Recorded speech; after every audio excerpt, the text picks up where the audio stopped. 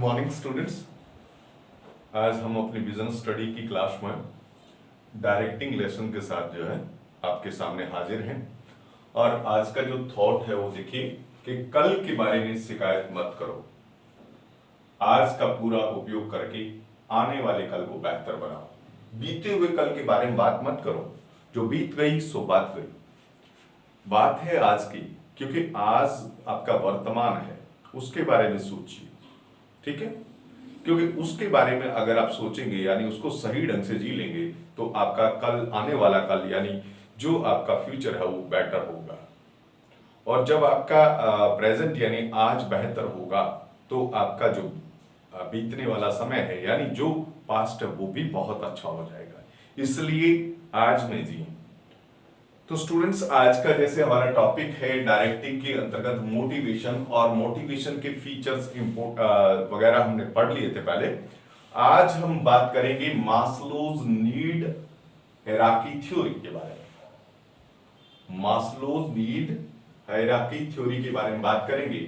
देखिए, मास्लो की जो नीड हायरार्की थ्योरी है उसके बारे में थोड़ा सा हम बात करें कि जैसे ये मास्लो ने यानी अब्राहम मास्लो इनका पूरा नाम था, इन्होंने ये थ्योरी एडवोकेट करी थी मोटिवेशन की थ्योरी 1943 के अंदर। This theory is based on human need. ये मनुष्य की जरूरतों के ऊपर जो है डिपेंड करती है, ह्यूमन नीड पर बेस्ड है, ठीक है।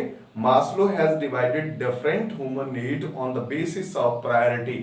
मास्लो ने प्रायोरिटी के बेस के ऊपर ह्यूमन नीड को जो है 5 पार्ट्स में डिवाइड किया है, 5 भागों में डिवाइड किया है, ठीक है ना। विच आर शोन, जो कि आपको डायग्राम में मैं बता रहा हूं। सबसे पहले उसने रखा है फिजियोलॉजिकल नीड्स यानी शारीरिक आवश्यकताओं को रखा है, सबसे पहले तरजीह दी है। और उसके बाद उसने सेफ्टी और सिक्योरिटी, दोनों में से कुछ भी कह सकते हैं आप, सेफ्टी या सिक्योरिटी नीड्स को रखा है।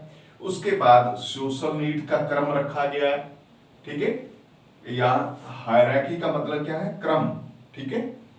इसी तरह से जो है सोशल नीड पूरी हो जाने के बाद रखा गया स्टीम नीड को, और स्टीम नीड के बाद जो लास्ट में टॉप पे जो रखा गया है, जो टॉप नीड के रूप में भी कहलाती हैं, और एक तरह से जो ग्रोइंग नीड्स भी कहलाती हैं। इसके अंतर्गत आपका आ जाता है सेल्फ एक्चुअलाइजेशन नीड, यानी अपने आप की पहचान बनाने वाली नीड जो है ये सेल्फ एक्चुअलाइजेशन नीड होती है। तो स्टूडेंट्स, इसके बारे में हम डिटेल पढ़ेंगे कि ये आपके सबसे यानी सीरियली हम पढ़ेंगे कि जो आपका जो है फिजियोलॉजिकल नीड है वो क्या है।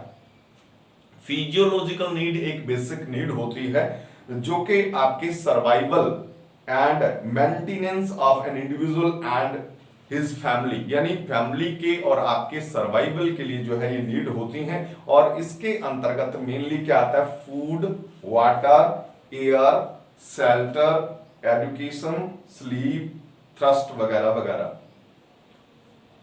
ये आपकी बेसिक जो है फिजियोलॉजिकल नीड है, और ये प्राइमरी लिस्ट में मास्लो ने डाली है, यानी सबसे पहले इन नीड्स को पूरा करना जरूरी होता है।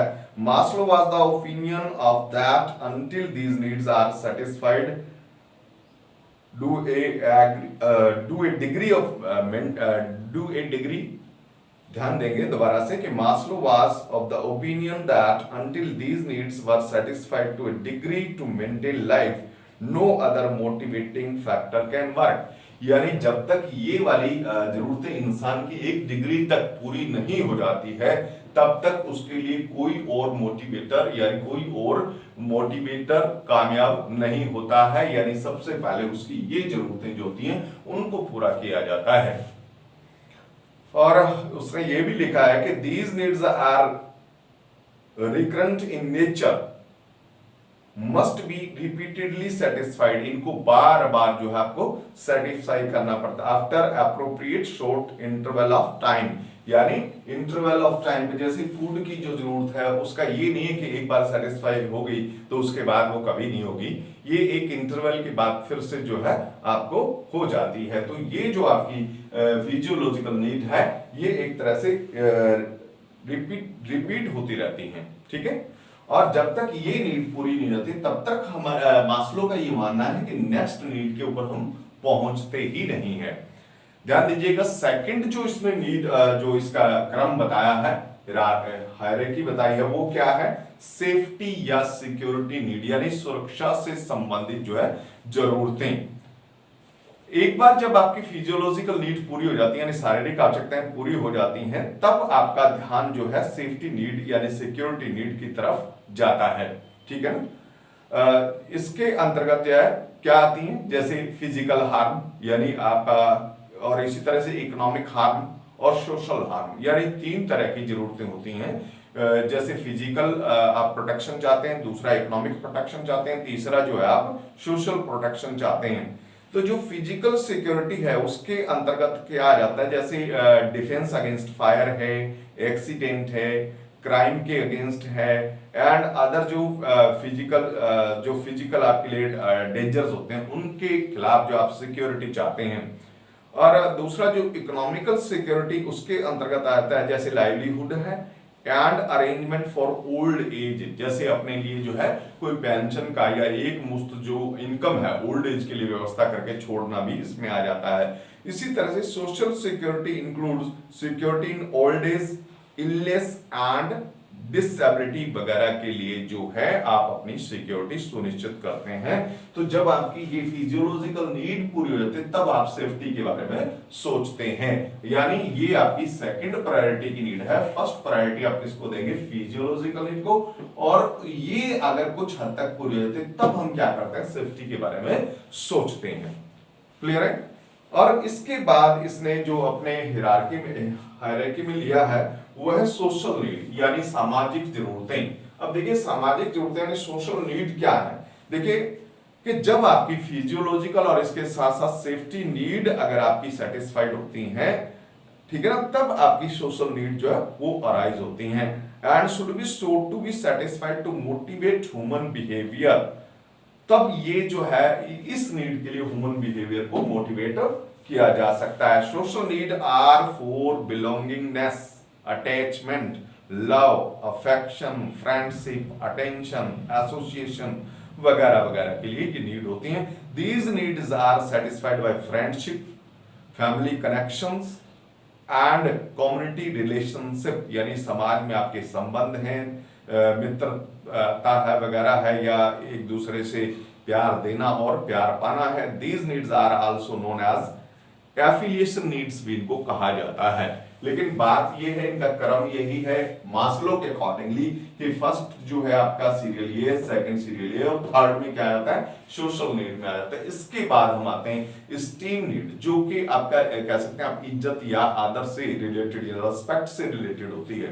तो ध्यान देंगे, according to Maslow once people begin to satisfy their social need they want to be held in esteem both by themselves and other, यानी वो ये चाहते हैं कि वो अपने द्वारा भी और दूसरों के द्वारा भी जो है अपनी स्टीम जो प्राप्त करें।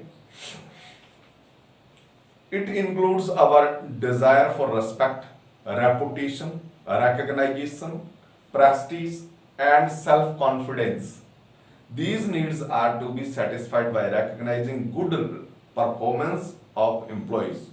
जैसे अगर कोई इम्प्लॉइज ऑर्गेनाइजेशन की बात करें, कोई इम्प्लॉय अगर बढ़िया काम करता है, अच्छा काम करता है, तो उसको रिकॉग्नाइज करना, उसको किसी भी तरह का पारितोषिक देना, या कहीं मतलब जो है उसको इस्टेब्लिश करना, उसका नाम का जो है बारे में बताना, या उसको कोई सर्टिफिकेट देना, ये चीजें जो है इसके अंतर्गत आ जाती हैं। इसी तरह से जैसे मैं आपको सेल्फ स्टीम की बात बताऊं तो वो ये है कि जैसे एक स्टूडेंट बहुत बढ़िया वर्क करके लाता है तो उसको टीचर जो है बहुत अच्छा, वेरी गुड, शाबाश, या किसी तरह का कोई सर्टिफिकेट बना करके दे देता है, या पूरी क्लास में उसके बारे में जिक्र कर देता है, तो वो उसकी स्टीम को इनकरेज करता है। ठीक है? These needs are to be satisfied by recognizing good performance of employees, providing challenging job assignment, कोई चैलेंजिंग जॉब देना भी, और एक्स्ट्रा अथॉरिटी दे देना भी एक तरह से इसके अंतर्गत आता है। These needs are also called as ego needs भी कहा जाता है इनको। ठीक है? और इसके बाद हम आते हैं टॉप के ऊपर, ये आपकी टॉप क्लास नीड में आती है। ठीक है ना?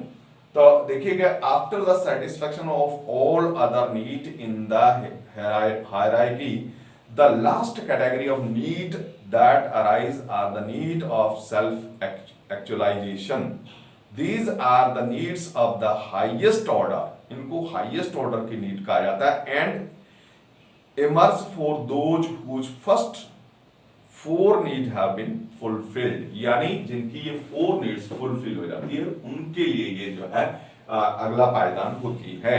ठीक है, these are the need of the highest order and emerge for those first four needs have been fulfilled. These include need for optimal development of potential abilities, knowledge and skill, need to be creative and achieve self fulfillment.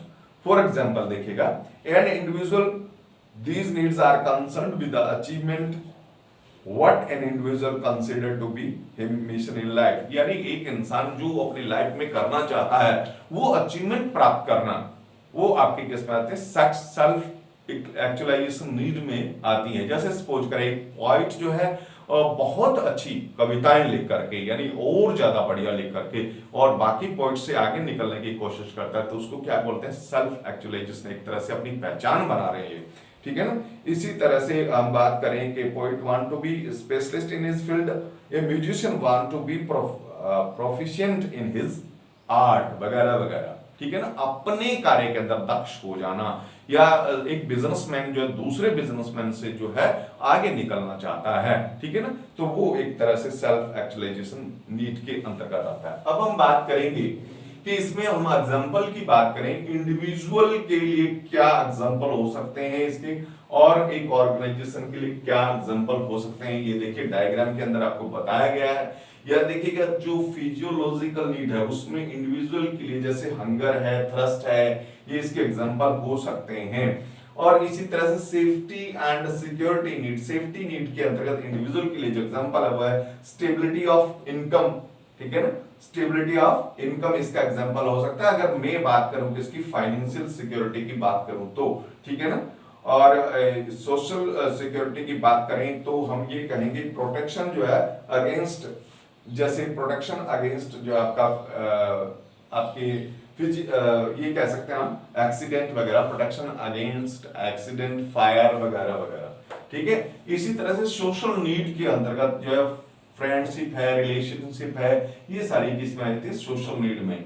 और बात आती है steam, यानी जो आपका जिसमें हम आदर इज्जत की बात करते हैं उसमें स्टेटस, यानी जैसे सपोज करें कि आपका स्टेटस जो है समाज में कैसा है, ये इसमें आ जाता है। और इसी तरह से जो सेल्फ एक्चुअलाइजेशन नीड है उसमें सेल्फ फुलफिलमेंट, यानी अपने लाइफ के अंदर अपनी जो अचीवमेंट्स हैं वो इसमें आ जाती हैं। और ऑर्गेनाइजेशनल एग्जांपल इसके हो सकते हैं आपके कि फिजियोलॉजिकल नीड के अंदर आ जाता है basic salary.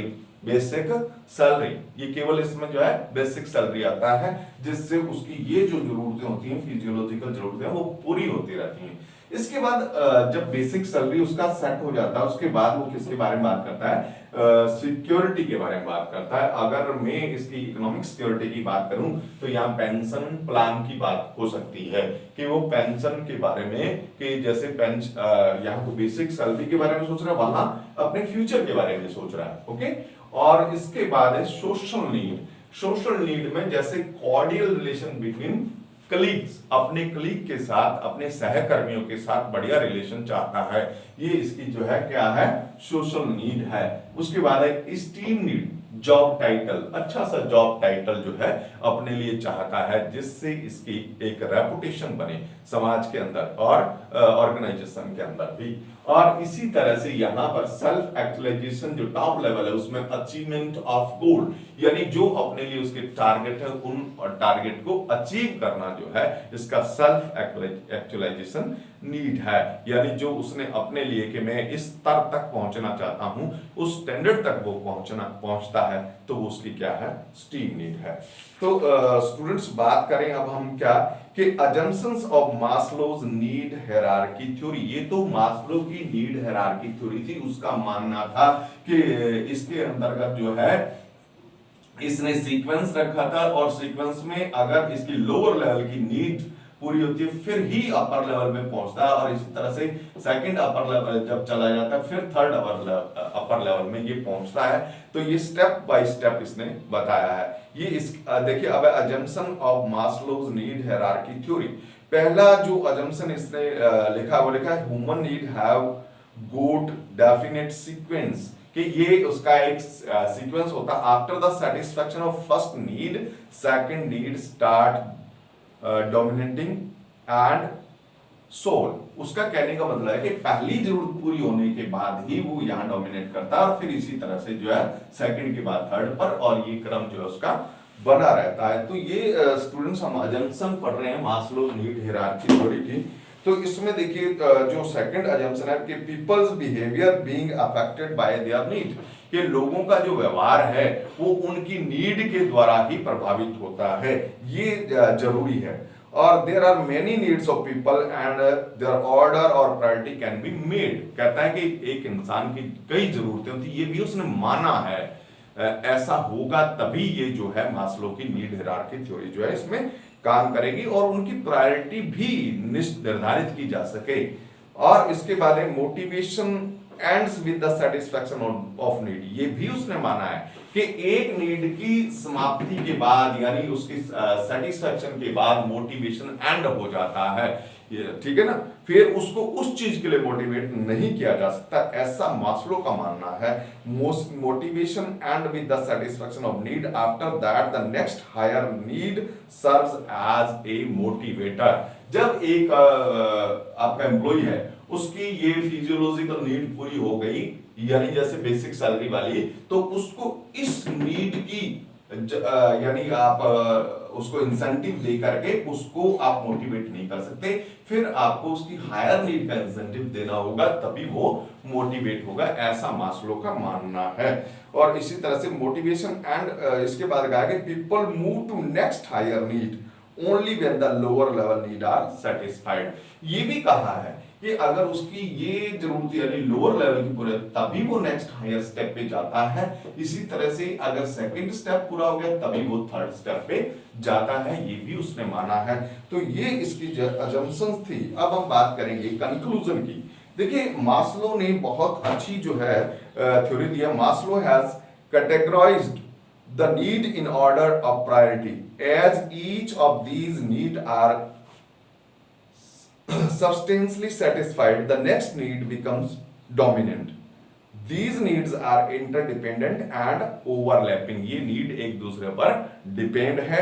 The hierarchy act as a framework or guide map, but it is not universally acceptable, but it can be consulted for solving motivational problem in the organization. Maslow's need hierarchy theory has received wide recognition,